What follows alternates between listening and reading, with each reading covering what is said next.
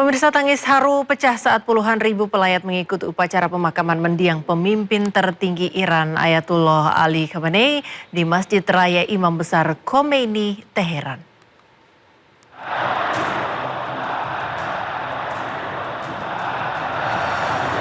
Puluhan ribu pelayat memadati musola Imam Besar Khomeini di Teheran pada Sabtu untuk mengikuti upacara perpisahan mendiang pemimpin tertinggi Iran Ayatollah Ali Khamenei bersama anak, menantu, dan cucunya yang masih bayi.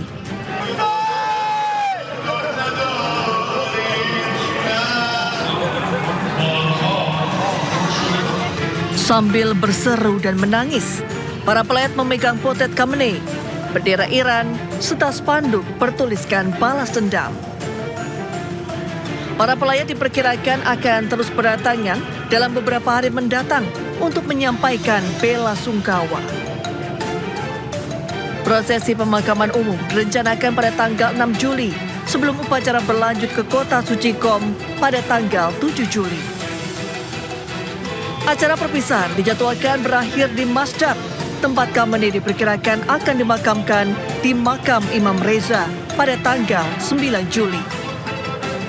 Iran menyatakan delegasi resmi dan tokoh agama dari lebih dari 90 negara diperkirakan akan ikut serta, termasuk Perdana Menteri Pakistan dan perwakilan senior dari Rusia, Cina, India, dan Irak.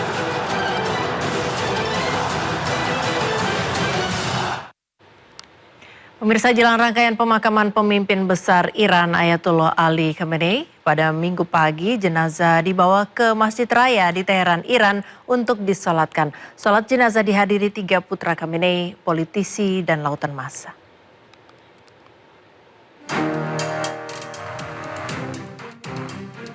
Minggu pagi waktu Teheran, jenazah pemimpin besar Iran Ayatullah Ali Khamenei bersama jenazah anak, menantu, dan cucunya yang masih bayi tiba di Masjid Raya Teheran. Peti jenazah disambut warga Iran yang berebut untuk menyentuh. Peti jenazah kemudian dibawa masuk ke dalam Masjid Raya untuk disalatkan. Massa meneriakkan Labaik Sayyid Mojtaba atau selamat datang sang pemimpin Mojtaba.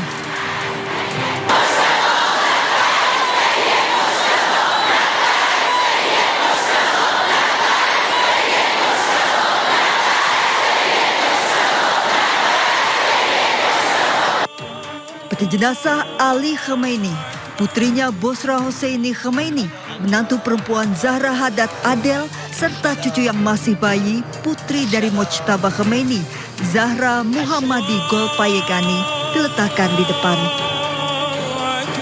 Sholat jenazah juga dihadiri tokoh Iran dan delegasi sejumlah negara, serta puluhan juta warga Iran. Jemaah sholat meluap hingga jauh di luar area masjid. Imam sholat jenazah kali ini merupakan salah satu pemuka agama Iran yang dihormati, Ayatollah Jafar Sobhani. Lautan massa padati area di luar masjid, tak pedulikan terik matahari memenuhi hingga jauh ke jalanan. Bahkan lautan massa sudah memenuhi Masjid Raya sejak Sabtu malam.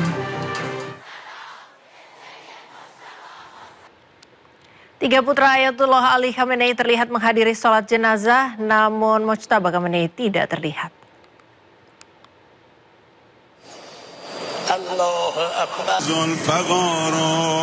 Ketiga putra Ali Khamenei, yakni Mustafa Khamenei, Masud Khamenei, dan Meisham Khamenei berada di syaf terdepan.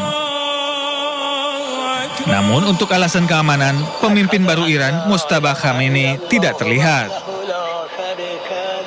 Mojtaba Khamenei dipastikan tidak akan menghadiri rangkaian upacara pemakaman Ayatollah Ali Khamenei. Menurut perwakilan tertinggi Iran Ayatollah Hakim Elahi, keputusan ini diambil karena Mojtaba Khamenei menjadi target pembunuhan Israel.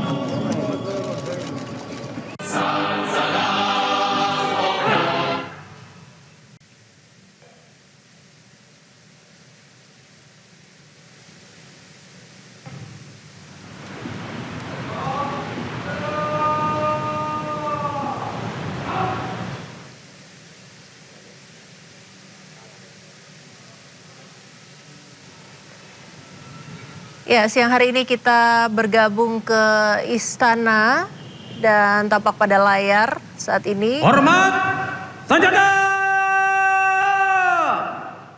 Gerak!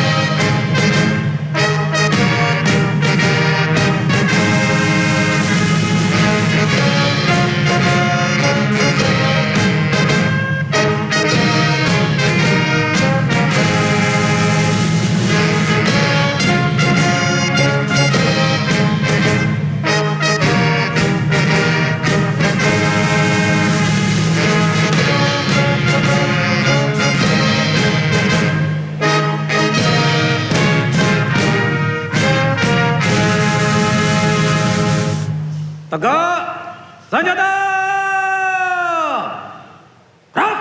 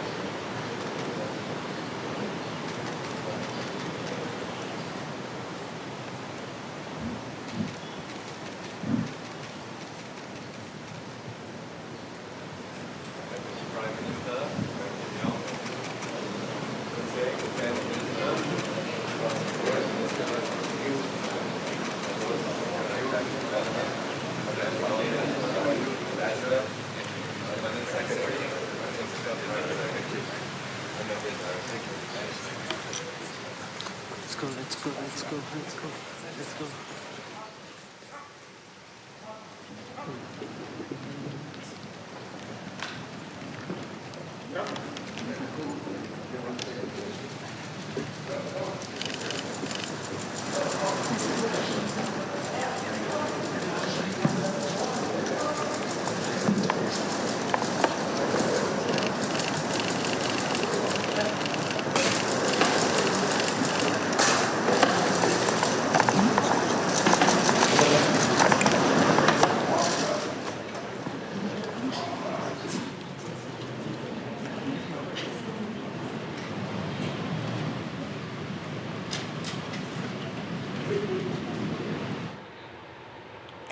Ya, baru saja kita menyaksikan pertemuan Presiden Prabowo Subianto dengan Perdana Menteri Singapura, pemirsa. Kita ke informasi selanjutnya, 3 putra Ayatullah Ali Khamenei terlihat menghadiri sholat jenazah, namun Mojtaba Khamenei tidak terlihat.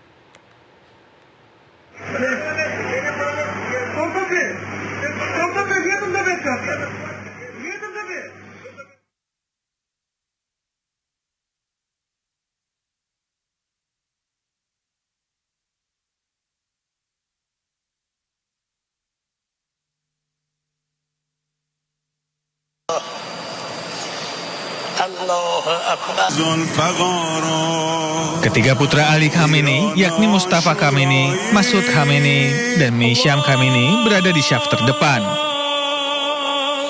Namun untuk alasan keamanan, pemimpin baru Iran, Mojtaba Khamenei, tidak terlihat. Mojtaba Khamenei dipastikan tidak akan menghadiri rangkaian upacara pemakaman Ayatollah Ali Khamenei. Menurut perwakilan tertinggi Iran Ayatollah Hakim Elahi, keputusan ini diambil karena Mojtaba Khamenei menjadi target pembunuhan Israel.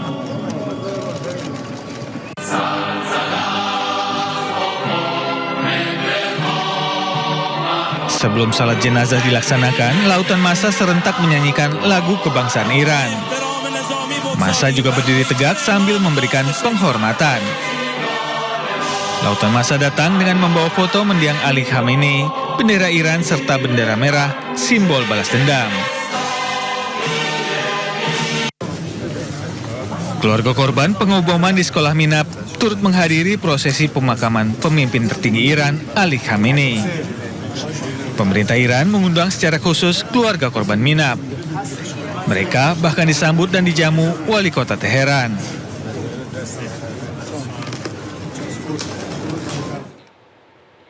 Pemirsa, setelah sekitar 3 bulan disemayamkan, jenazah mendiang pemimpin tertinggi Iran Ayatullah Ali Khamenei akhirnya dimakamkan.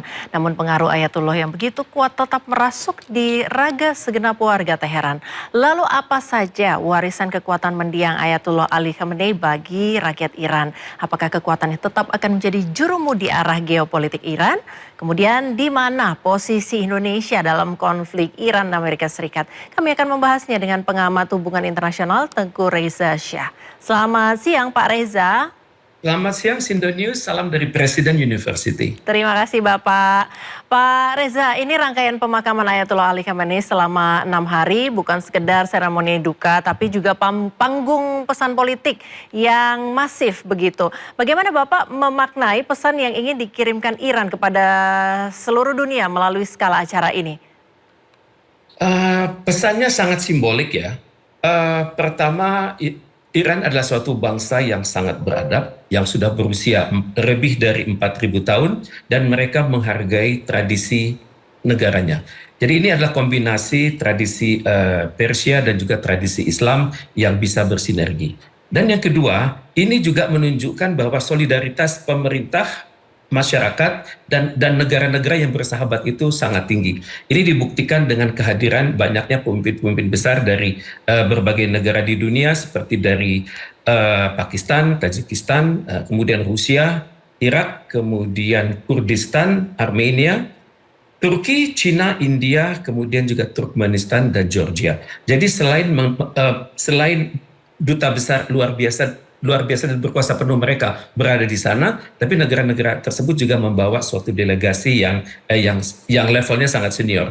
Kemudian ini secara psikologis menunjukkan juga persaudaraan antar negara di dunia terlepas dari sistem politik mereka. Dan juga bagi masyarakat Islam khususnya, ini menunjukkan persaudaraan, namanya itu ukhuwah Islamiyah, ukhuwah watoniyah, di mana mereka benar-benar membuktikan ini adalah bukti kita sama-sama bersaudara, umatan wasaton, umatan wahidah.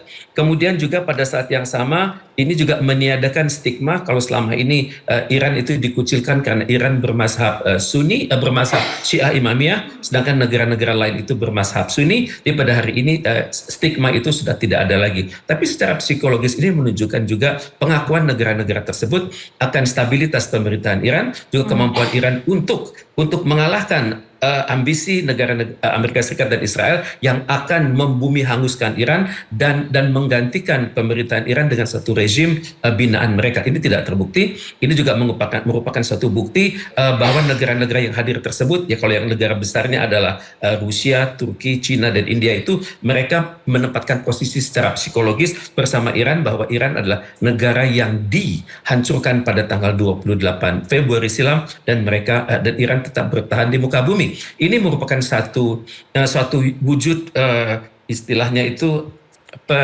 perkauman dunia yang sangat besar jumlahnya, dan untuk itu kita harus katakan bahwa pada saat ini dunia sedang bersatu. Mereka mendukung suatu negara yang lemah yang coba dihancurkan oleh suatu negara yang kuat, dan negara yang lemah ini dipaksa untuk mengikuti berbagai aturan internasional dan juga aturan negara besar tersebut. Dan untuk itu saya bisa mengerti secara psikologis mereka mengatakan bahwa Iran adalah negara yang tertindas atau negara yang mustad'afin dan sedang berhadapan dengan negara yang penindas atau mustakbarin. Dan untuk itu momentumnya juga unik, tanggal 4 sampai tanggal 9 Juli pada saat yang sama Amerika Serikat sedang memperingati 250 tahun kemerdekaannya dari Inggris. Jadi kita dapat melihat bahwa dunia ini fokusnya adalah sekarang ke Iran, bukan ke Washington DC, dan ini menunjukkan bahwa Iran sudah menjadi negara yang terpercaya, negara yang semakin berkualitas di muka bumi. Demikian. Baik.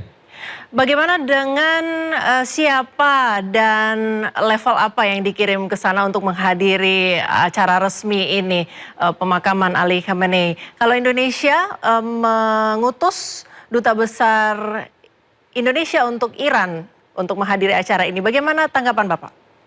Terima kasih. Kita mengutus duta besar kita luar biasa dan berkuasa penuh, Bapak Rulian Shah Sumirat ya.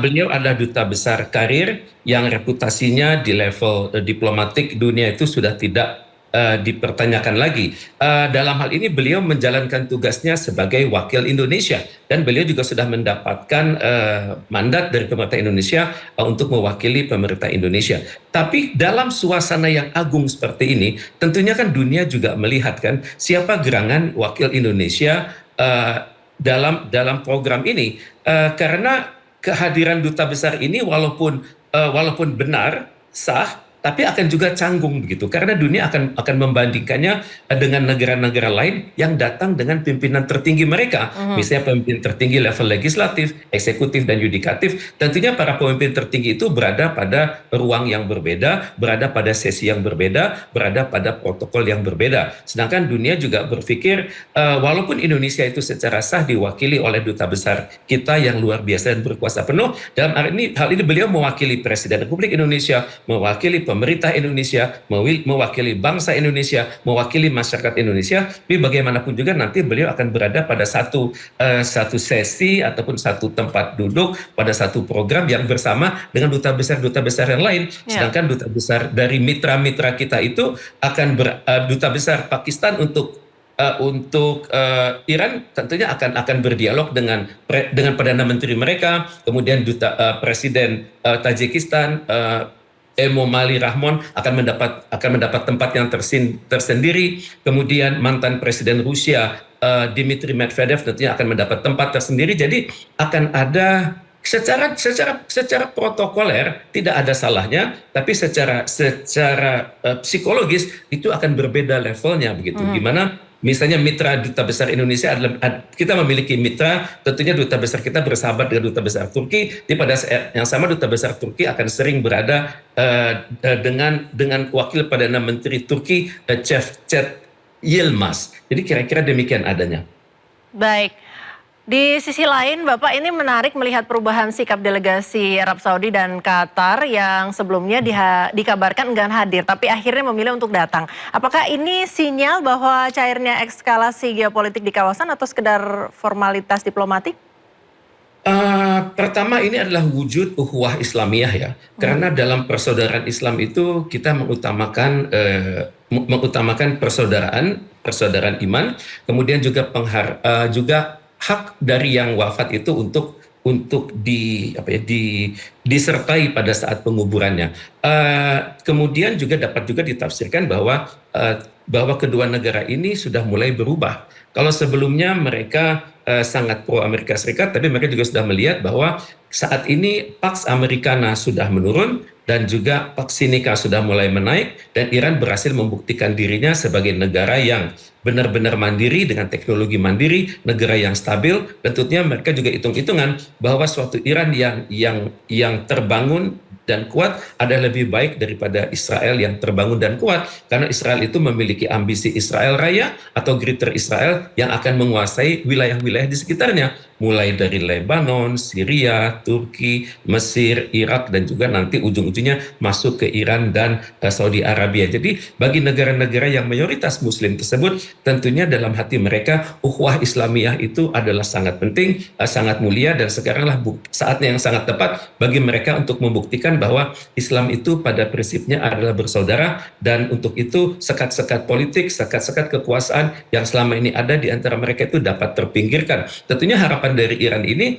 adalah begitu, karena kita bisa melihat dari doa-doa yang disiapkan oleh Iran kepada delegasi-delegasi tersebut. Misalnya ada perbedaan antara ayat-ayat kitab suci Al-Quran yang diberikan kepada Pakistan, kepada Rusia, kepada Irak, kepada Armenia, kepada India, bahkan kepada Georgia.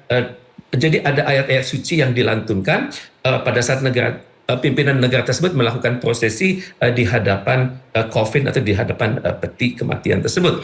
Dan untuk itu kalau kita melihat secara simbolis, tentunya kita bisa melihat ini adalah hati nurani pemerintah dan masyarakat Iran pada negara tersebut. Misalnya untuk Pakistan sengaja disampaikan satu ayat-ayat yang intinya berterima kasih atas kerja keras dalam membawa kami kepada meja perundingan, dan untuk itu didoakan doakan baik di awal dan di akhir. Dan untuk itu kan tentunya hanya negara tersebut yang bisa menafsirkannya secara filsafat. Kemudian kalau saya menafsirkannya sebagai pengamat, tentunya pengamatan saya adalah sekuler sifatnya. Tapi bagi mereka yang berada di lokasi, tentunya mereka bisa berkonsultasi dengan pakar-pakar keagamaan di sana, berkonsultasi juga dengan ilmuwan-ilmuwan Iran tentang makna simbolis, makna filosofis dari doa-doa yang dilantunkan saat mereka berada di depan peti mati tersebut. Ya, terkait dengan Mojtaba Khamenei yang tidak hadir, ini seberapa krusial absennya sosok sentral ini dalam membaca stabilitas transisi kepemimpinan di Iran, Pak? Sebagaimana kita ketahui bersama, Mojtaba Khomeini ini kan sudah terpilih oleh Dewan Rahbah ya. Dewan Rahbah itu terdiri dari banyak sekali pakar-pakar, kalau tidak salah jumlahnya sampai 80-an, dan mereka beraklamasi memilih Mojtaba. Dan memang Mojtaba ini begitu terpilih, maka dia akan otomatis diakui ketokohannya oleh semua yang ada di Iran, pemerintah, masyarakat, terutama sekali pemerintah itu kan kalau kita bisa pecah ada kalangan kementerian, ada lembaga, kemudian kalau di kenegaranya juga ada legislatif, eksekutif, dan yudikatif. Semuanya akan setia kepada seorang ayatullah, walaupun usia beliau lebih muda. Itu dalam bahasa Irannya adalah marja'i taklid ya. Mereka akan mengikuti apapun pesan beliau. Karena itu dapat dimengerti kalau figur seorang Mojtaba ini sangat sentral. Jadi bisa dibayangkan kalau terjadi sesuatu atas dirinya, maka Iran itu akan porak-poranda. Karena untuk memilih seorang pemimpin itu tidak mudah. Dan pemimpin ini terpilih pada saat Iran sedang sulit. Dan karena itu dapat diduga pemimpin ini berada pada titik yang dirahasiakan di Iran, karena dalam kondisi seperti ini ancaman dari Amerika Serikat dan Israel itu masih berlaku, dan intel dari Cina, Rusia, dan juga Pakistan juga sudah mengingatkan pada Iran bahwa ada potensi gangguan dari Amerika Serikat dan Israel. Dan karena itu wajar kalau pemimpin ini disembunyikan, karena sangat vital. Karena kita bisa bayangkan kalau ada upacara yang melibatkan sekitar 20 juta masyarakat dan 30 negara di dunia, dari Timur Tengah, kemudian negara-negara Teluk, kemudian dari Asia dan Eurasia, sampai terjadi bencana, sekecil apapun bencana itu, maka ini akan mencoreng muka Iran dan juga akan membuat suasana tidak stabil. Maka dalam kondisi seperti itu bisa saja intel asing yang berada di Iran itu melakukan berbagai kegiatan yang intinya meruntuhkan wibawa pemerintah, ke dalam negeri dan juga ke luar negeri, dan untuk itu akan menciptakan suatu kekosongan karena pada saat ini walaupun diam-diam saja itu seorang kandidat itu sudah ada untuk siap-siap menjadi raja Iran, namanya adalah Reza Shirus, dan Reza Shirus ini adalah putra sulung dari Raja Iran yang mengungsi ke Amerika Serikat tahun 1979. Nama raja tersebut adalah Syahansyah Muhammad Reza Pahlavi Aryamer Shirus, dan untuk itu saya bisa mengerti logika dari pemerintah Iran dan juga masyarakat Iran untuk benar-benar melindungi figur utama mereka, karena kalau sudah terjadi sesuatu itu sangat akan mudah menggoyang Iran dari berbagai sudut, misalnya menggoyang di ibu kota, kemudian menggoyang di kota-kota perbatasan, dan juga meruntuhkan citra Iran secara global. Dan untuk itu saya dapat mengerti mengapa pemerintah dan masyarakat Iran meniadakan kehadiran dari pemimpin tertinggi mereka saat ini. Tapi saya yakin pemimpin tertinggi ini akan menyatu emosinya karena yang meninggal ini adalah ayah kandungnya. Dan untuk itu tentunya beliau memiliki ruangan tersendiri, dan bagaimana prosesi di ruangan tersebut tentunya akan dibuka kelak kemudian hari. Ya. Demikian. Tapi dari Bapak sendiri melihat pemakaman ini nanti akan berjalan dengan baik, lancar, kemudian seluruh negara-negara yang hadir dengan pimpinan-pemimpin yang diutus begitu akan berjalan dengan baik, Pak ya? Saya perhatikan demikian, karena kalau saya merujuk kepada statement kepala DPR Iran, beliau mengatakan peristiwa pemakaman ini adalah peristiwa yang sangat besar dalam sejarah panjang Iran, dan untuk itu dapat dikatakan sangat penting bagi perumusan kebijakan Iran ke dalam dan ke luar negeri. Karena itulah saya berpikir mereka sangat berhati-hati dalam menangani kegiatan hari ini, dan ini akan menjadi benchmark kepada dunia bahwa Iran itu adalah negara yang stabil, yang kuat, dan bisa melanjutkan tradisi pemerintahannya secara benar. Demikian. Baik, terakhir Bapak, bagaimana Bapak memproyeksikan arah diplomasi Indonesia ke depan di Timur Tengah supaya kita tetap memiliki peran strategis dan suara yang didengar begitu tanpa terjerembab ke dalam jebakan polarisasi antara Iran, blok negara Arab, dan juga kepentingan Barat? Memang dapat dimengerti ya bahwa pada minggu ini jadwal presiden kita itu sangat padat ya. Ada kehadiran Perdana Menteri Singapura, nanti ada kehadiran kepala negara dari India, dan untuk itu memang ini sudah terjadwal sejak dini. Tentunya banyak sekali pandangan-pandangan di luar kenapa Indonesia tidak ada, kenapa Indonesia tidak diwakilkan oleh pejabat tinggi legislatif, eksekutif, yudikatif seperti negara lain. Tapi bottom line-nya, dasarnya adalah keberadaan seorang duta besar dengan mandat penuh itu sudah sangat benar secara hukum internasional. Bagaimana ke depannya? Tentunya kita harus melihat bagaimana proses negosiasi yang belum tuntas ya. Dalam proses negosiasi yang belum tuntas ini mereka sudah berpindah-pindah lokasi, dan saat ini sudah dipegang oleh Pakistan dan Oman kan. Tapi untuk itu kan tentunya perlu perkuatan dari organisasi-organisasi besar lainnya. Maka saya melihat adanya peran yang belum besar peran besar yang belum dimainkan oleh organisasi seperti Organisasi Konferensi Islam, kemudian Gerakan Non-Blok dan Kerjasama Selatan-Selatan. Dan disinilah sebenarnya peran Indonesia. Maka untuk itu Indonesia hendaknya datang sebagai pendukung diplomasi tersebut. Kita tidak perlu mencari muka karena dunia sudah mengetahui kredibilitas Indonesia, dan untuk itu Indonesia hendaknya benar-benar mempersiapkan diri untuk mengkaji aspek-aspek apa sajakah yang rapuh dari 14 butir perundingan tersebut. Karena kita harus akui ya, Ketua DPR Iran itu Ghalibaf itu mengatakan saat ini adalah kami sedang berada di persimpangan jalan dalam sejarah Iran yang sangat penting. Maka dapat dipikirkan bahwa Iran ke depan akan mencari mitra strategis. Mitra strategis yang berada di dalam wilayah itu sudah jelas ada Oman dan ada Qatar dan ada Turki. Tapi untuk mitra yang di luar itu tentunya diperlukan negara tertentu. Dan untuk itu saya melihat adanya potensi Indonesia untuk memperkuat diplomasi yang sedang ada. Kita tidak tidak perlu mencari nama, tapi kita dapat memberikan saran-saran. Saran-saran yang kita berikan adalah saran-saran terbaik yang sudah kita peroleh dari kematangan Indonesia mendirikan ASEAN dan berjibaku di dalam ASEAN. Misalnya saat ini ASEAN sudah memiliki yang namanya ASEAN Charter. Kemudian dalam ASEAN Charter itu ada items-items ASEAN Political Security Community, ASEAN Economic Community, dan ASEAN Socio-Cultural Community. Tentunya pengalaman terbaik dari ASEAN ini dapat dibagikan kepada negara-negara di Timur Tengah. Kemudian pada saat yang sama ASEAN sudah berhasil membentuk wilayah keamanan namanya Zone of Peace, Freedom and Neutrality, dan kemudian juga Southeast Asia Nuclear Weapon Free Zone. Jadi mengapa tidak aspek terbaik ini dibawakan menjadi bagian dari Timur Tengah masa depan? Mungkin namanya nanti Middle East Zone of Peace, Freedom and Neutrality, dan Middle East Zone of Peace, Middle East Nuclear Weapon Free Zone. Dan tentunya paling bisa menjelaskannya secara luar dalam adalah Indonesia, karena kita pendiri dan kita bersama ASEAN sejak bulan Agustus tahun 1967 tersebut. Demikian. Baik, terima kasih Bapak Tengku Reza Shah, akademisi dan juga pengamat hubungan internasional, sudah bersama kami di Sindo siang hari ini. Selamat beraktivitas Bapak, salam sehat. Salam sehat, salam dari Presiden University. Ya, Terima salam kasih. kembali Bapak, terima kasih.